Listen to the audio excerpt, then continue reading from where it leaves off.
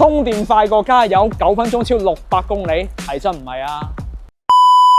嗱，大陸電車咧5時花6時變咧就梗噶啦，咁就但係充電咧一直都係痛點嚟嘅。咁今日我亦都特登咁樣攞咗一部內地亦都算係最新嘅車型啊，搭載咗2代多片電池嘅，去試一試比亞迪最新技術閃充。嗱，首先支裝好唔好睇就見仁見智啦，但係佢係真係解決一啲痛點嘅。首先啊，支槍啊，起碼係乾淨嘅，唔會喺地下掛嚟掛去。其次好輕，哪怕係女仔去用啊，亦都係輕鬆唔少嘅。同一般嘅充電位最大嘅區別在於，佢係通過先儲能後充電嘅形式實現嘅。咁內地宣傳咧，其實佢都有口訣嘅啊，5分好，9分飽，3分寒。嗱，一插上去，其實就唔使多餘操作，佢已經用得噶啦。哇，你睇下呢個速度真係非常之誇張。嗱，官方號稱咧，佢應該係最高峰值嘅功率咧係超1000千瓦嘅，都唔好睇佢幾多千瓦啦，就睇個速度啦。我覺得係唔到1秒鐘就已經多咗1公里。咁你話幾唔誇張？嗱，由我哋啱開頭入嚟嘅時候，仲有26%嘅電，190幾公里，然之後到而家充到693公里，時都唔使計啦，幫你計埋8分13秒，即係睇嚟呢個宣傳又真係一啲都唔帶虛假，非常之實在。同埋咧，亦都係有人懷疑啊，呢嚿嘢會唔會話充2部車就已經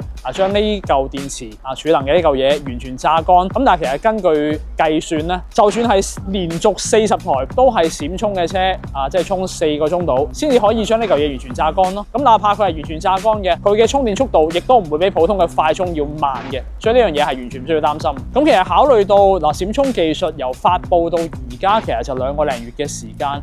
國內咧已經超過2000座嘅一個閃充樁啦。咁換句話講，佢嘅基建難度或者時間成本應該就唔係太複雜。要將呢件事落地落香港咧，應該就唔算係咩難事嚟嘅。咁但係而家就已經買咗比亞迪嘅朋友咧，其實亦都係唔需要擔心嘅。哪怕呢個技術引進咗啦，舊嘅比亞迪哪怕係冇閃充、冇2代多片電池嘅車型咧，同樣都可以用咁樣佢嘅充電速度咧，一定會比普通嘅充電樁都要快。至於快幾多咧？轉頭我亦都揾一部港版同內地同步嘅車型去測試俾你睇。咁翻到香港人可能比較 care 嘅問題就係呢套閃充樁有冇可能享受到呢？咁就根據呢個比亞迪官方嘅講法，佢哋係認為香港嘅充電網絡相對成熟，我哋對充電嘅要求咧就唔係咁迫切嘅。嗱，咁究竟迫唔迫切咧？就交俾大家喺評論區發表自己嘅意見啦。咁另外一個問題就係充電口嘅規格問題啦。嗱，畢竟我哋知道喺香港我哋而家比亞迪包括其他車型用緊嘅接頭都係 CCS2 嘅，咁就呢個